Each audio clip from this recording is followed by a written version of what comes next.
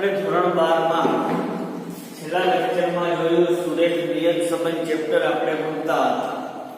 એમાં આપણે બે રીત જોઈ ગયા. y ની x પરની નિયત સંબંધ રેખા મેળવવા માટે પહેલી રીત હતી x - x બાર ની. એના પછી બીજી રીતનો અભ્યાસ કર્યો આપણે કે xy ની રીત. એનો ફરીથી ચર્ચા કરી લઈએ. પહેલી રીત હતી x - x બાર ની રીત. તો એનો ઉપયોગ ક્યારે કરવાનો? તો x - x બાર ની રીતનો ઉપયોગ ક્યારે કરવાનો? તો કે જ્યારે ચલ x અને y ના મધ્યકો એટલે કે x બાર અને y બાર ની કિંમતો પૂર્ણાંકમાં હોય ત્યારે. બીજી રીત હતી xy ની રીત. તો xy ની રીતનો ઉપયોગ ક્યારે કરી શકાય? તો કે જ્યારે ચલ x અને y ની કિંમતો નાના સ્વરૂપમાં હોય. નાના સ્વરૂપમાં એટલે કે 30 સુધીની કિંમતો, જેનો આપણે મૌખિક રીતે ગણતરી કરી શકીએ, આપણે કેલ્ક્યુલેટરનો વધારે પડતો ઉપયોગ ન કરવો પડે, ત્યારે ચલ x અને y ની કિંમતો એટલી નાની આપેલી હોય ત્યારે જ xy ની રીતનો ઉપયોગ કરવો. શું કામ? તો કે પેપરમાં ઝડપથી દાખલો પૂરો થઈ શકે એટલા માટે.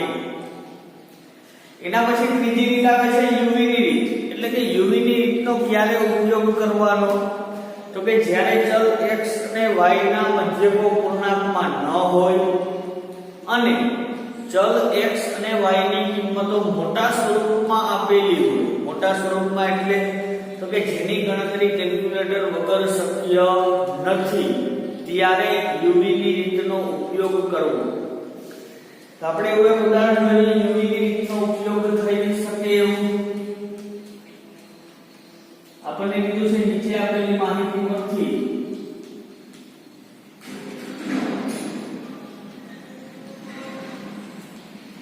y ની x પરની નિયત સંબંધ રેખા મેળવી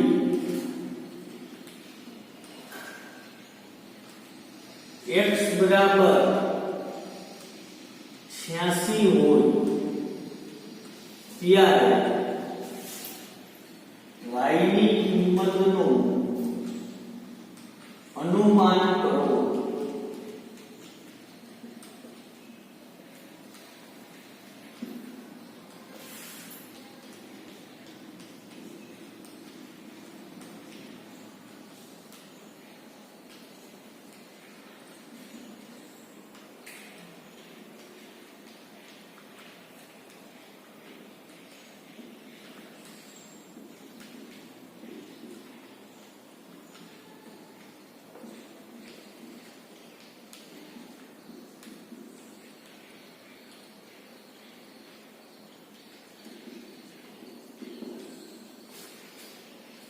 જે કઈ રકમ આપી છે નિયત સંબંધ ચેપ્ટરનો દાખલો ગણતા હોય ત્યારે સૌથી પહેલું કામ x અને y ની કિંમતનો સરવાળો કરી અને x અને y માટેના મધ્યકો મેળવવાના.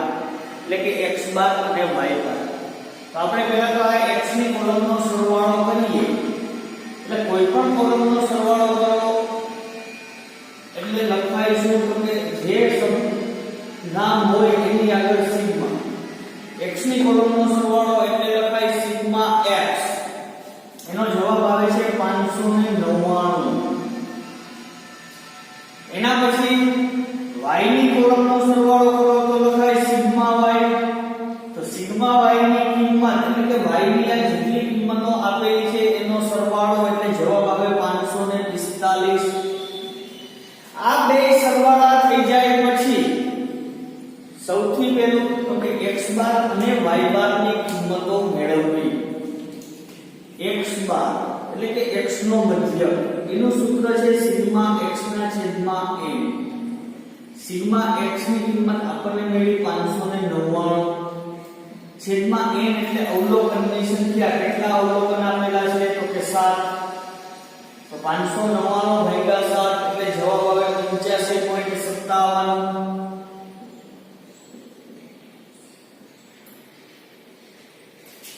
એના પછી y બાર નો સૂત્ર સિગ્મા y ના છેદમાં n સિગ્મા y ની કિંમત આપણને મળી 545 છેદમાં n એટલે અવલોકનની સંખ્યા 7 એનો જવાબ આવે છે 77.86. હવે અહીંયા જવાબ બંને કેવા આવ્યા તો અપૂર્ણાંકમાં એટલે કે પોઈન્ટમાં જવાબ આવ્યા અને કિંમતો કેવી છે તો કે x અને y ની કિંમતો મોટી છે. તો આપણે અહીંયા કઈ રીતનો ઉપયોગ કરવાનો u v ની રીતનો. તો u ની કિંમત મેળવવા માટે એનું સૂત્ર થાય u બરાબર x minus a અને v બરાબર y minus b. u બરાબર x minus a અને v બરાબર y minus b. અહીંયા a અને b બંને કિંમતો આપણે ધારી લેવાની. આ u ચલ છે કયા ચલમાંથી ઉત્પન્ન થયો? આપણને રકમમાં કયો આવ્યો હતો તો કે x, એમાંથી આપણે શું બને u. રકમમાં આપણને શું આપ્યું છે y, એમાંથી આપણે શું બનાવશું v. તો આમાંથી કોઈ પણ કિંમત આપણે ધારણા કરવાની a અને b ની કિંમત તરીકે, જેમ આપણે સહસંબંધ ચેપ્ટરમાં ગણતરી કરતા એ જ રીતે. તો એની કિંમત ધારવા માટે કઈ રીતે ધારવું તો એ તમને બીજા ચેપ્ટર સહસંબંધમાં શીખવાડ્યું હતું. ફરીથી શીખવાડો કે સૌથી નાની કિંમત કઈ x માં તો કે 80. સૌથી મોટી કિંમત કઈ છે તો કે 51. આ બંને કિંમતની બરાબર મધ્યની કિંમત મેળવવી હોય એટલે સૌથી નાની કિંમત 80 પ્લસ સૌથી મોટી કિંમત 91 એને ભાગ્યા 2. સૌથી નાની કિંમત પ્લસ સૌથી મોટી કિંમત એને ભાગ્યા 2 એટલે તમને જવાબ આવશે 85.5. 85.5 જવાબ આવે એટલે આપણે હંમેશા એવી સંખ્યા ધારવાની કે જેથી કરીને આપણી ગણતરી સહેલી થાય. એટલે પોઈન્ટમાં લખવાનું નહીં, પોઈન્ટમાં ક્યારેય લખવાનું નહીં. આપણે અહીંયા ધારીએ 85. હવે આપણે y ની કોલમમાંથી b ધારી લઈએ તો એના માટે સૌથી નાની કિંમત કઈ છે 74. સૌથી મોટી કિંમત કઈ છે 83. આ બે કિંમતનો પહેલા સરવાળો કરી લેવાનો, પછી એને ભાગ્યા 2. 74 પ્લસ 83 ભાગ્યા 2 એટલે જવાબ આવે છે 78.5. આવી રીતે પોઈન્ટની કિંમત હોય એ ક્યારેય લખાય નહીં. તો કિંમત ધારવાની કે 78 પણ ધારી શકાય, પણ આપણે અહીંયા ધારીએ 80. આપણી ગણતરી સહેલી અને ઝડપથી થાય એટલા માટે આવી રીતે રાઉન્ડ ફિગરમાં જ સંખ્યા ધારવી, જેથી કરીને તમારી ગણતરી ઝડપથી થઈ શકે. હવે અહીં શું લીધું તો કે u બરાબર એનું સૂત્ર શું થાય તો કે x minus a. પહેલા જોવો તો x ની કિંમત કેટલી 80 minus a એની કિંમત આપણે કેટલી થઈ ગઈ 85.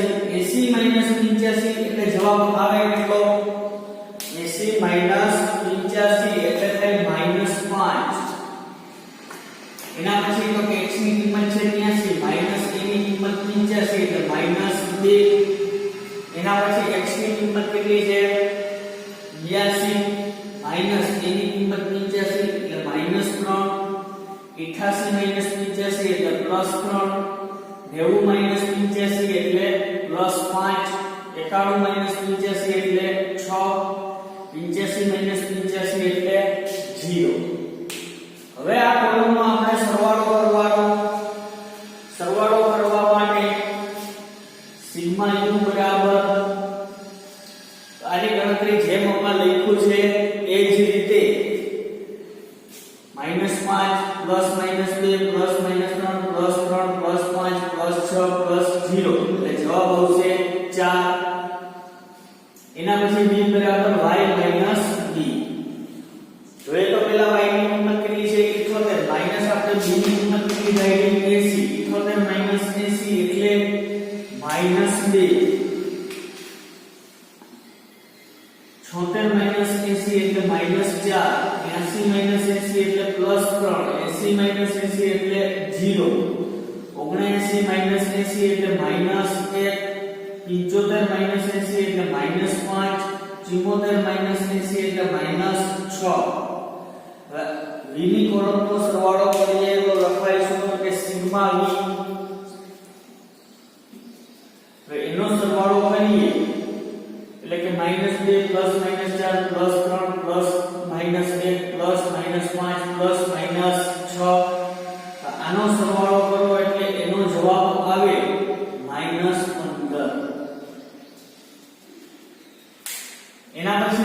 કઈ બનાવવાની તો કે uv, એના પછી u સ્ક્વેર, અહીંયા આપણે v સ્ક્વેર ની કોલમ બનાવવી પડશે નહીં. શું કામ? તો કે સૂત્રમાં કે v સ્ક્વેર નો ઉપયોગ આવતો નથી.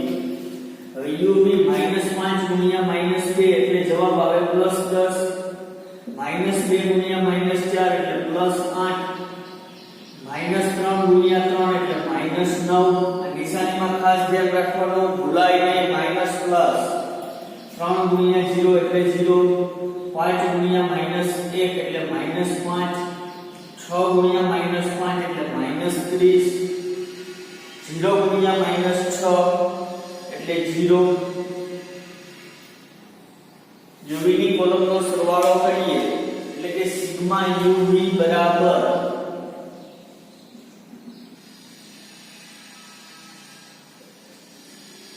એનો જવાબ આવે છે -26. એના પછીની કોલમ બનાવવાની છે u સ્ક્વેર એટલે કે u ની કોલમનો વર્ગ.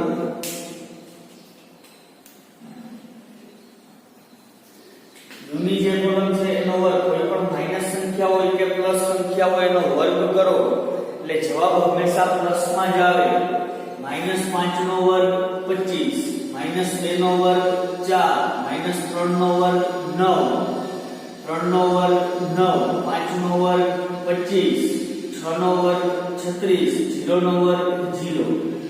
અહીંયા સરવાળો એટલે કે u square, sigma u square બરાબર જવાબ આવે છે 108.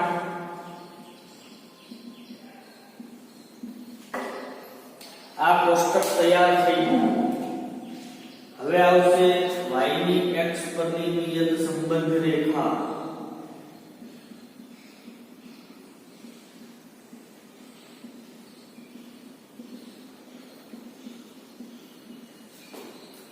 એના પછી byx પેલું સૂત્ર, byx એને શબ્દમાં કહેવાય નિયત સંબંધાંક.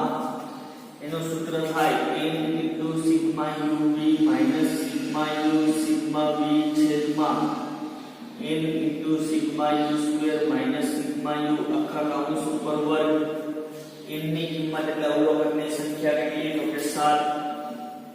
સૂત્રમાં કિંમતો મૂકવો એ હંમેશા જે આપણે સરવાળા લખેલા હોય એમાંથી જ કિંમત લખવાની આવશે. એટલે અહીંયા કોષ્ટકમાં કોઈ કાંઈ શોધવાનું નથી. સિગ્મા u ની કિંમત કેટલી છે? તો કે -26. જ્યારે કોઈ પણ કિંમત માઈનસમાં હોય ત્યારે હંમેશા એને કૌંસમાં જ લખવાની, જેથી કરીને ગણતરીમાં ભૂલ ન થાય. માઈનસ સિગ્મા u ની કિંમત કેટલી છે? તો કે 4. સિગ્મા v ની કિંમત -15 છેદમાં n ની કિંમત 7, સિગ્મા u સ્ક્વેર ની કિંમત 108, સિગ્મા u નો વર્ગ એટલે 4 નો વર્ગ. 7 ગુણ્યા -26, ખાસ ધ્યાન રાખવાનું નિશાનીમાં, 7 ગુણ્યા -26 એટલે જવાબ આવે છે -182. 4 ગુણ્યા -15, આ સૂત્રના માઈનસ એમ ના. હવે આપણે એક સંખ્યાનો ગુણાકાર કરીએ એટલે 4 ગુણ્યા -15 એટલે જવાબ આવે -60 છેદમાં 7 ગુણ્યા 108 એટલે જવાબ આવે 756. એના પછી 4 નો વર્ગ એટલે 16. -182 -60, જેમ આ લખ્યું એવી જ રીતે ગણતરી કરવાની. સૌથી પહેલા તો કેલ્ક્યુલેટરમાં -182 -60 પણ કેવા? તો કે માઈનસ. -182 -60 એટલે એનો જવાબ આવે છે -122 છેદમાં 756 - 16 એટલે જવાબ આવે 740. -122 ભાગ્યા 740, -122 ભાગ્યા 740 એટલે જવાબ આવે છે -0.16.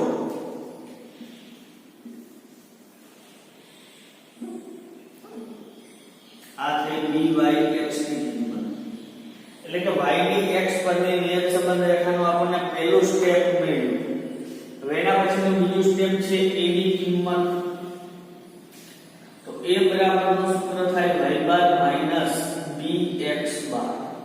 તો y બાર અને x બાર ની કિંમત આપણે દાખલાની શરૂઆતમાં જ મેળવેલી હોય તો y બાર ની કિંમત કેટલી છે 77.86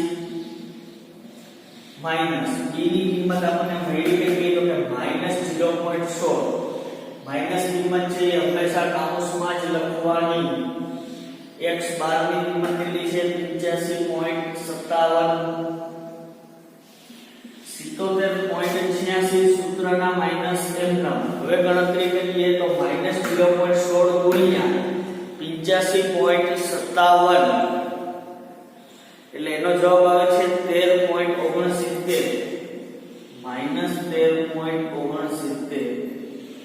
હવે આ બે કિંમતનું સાદુરૂપ આપીએ એટલે કે માઈનસ માઈનસ શું થઈ જાય પ્લસ 77.86 માઈનસ 13.69 એટલે જવાબ આવે છે 91.55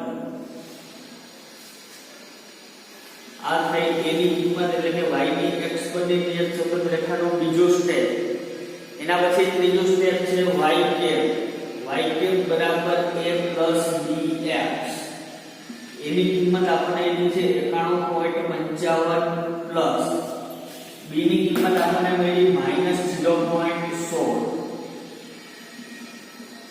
x m ખાસ ધ્યાન રાખજો જ્યારે નિયત સંબંધ રેખામાં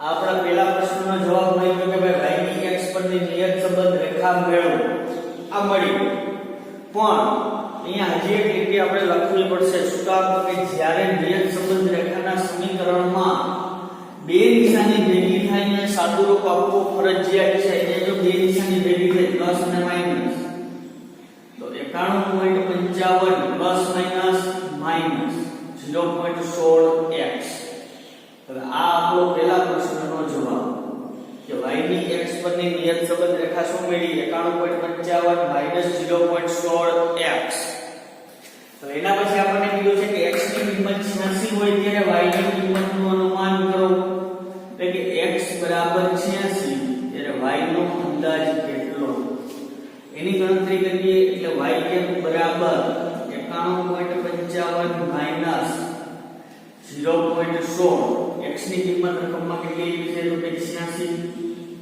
તો 91.55 માઈનસ 0.16 ગુણ્યા 86 એટલે 13.76 હવે આનું સાદુરૂપ આપી દઈએ 91.55 માઈનસ 13.76 એટલે 77.79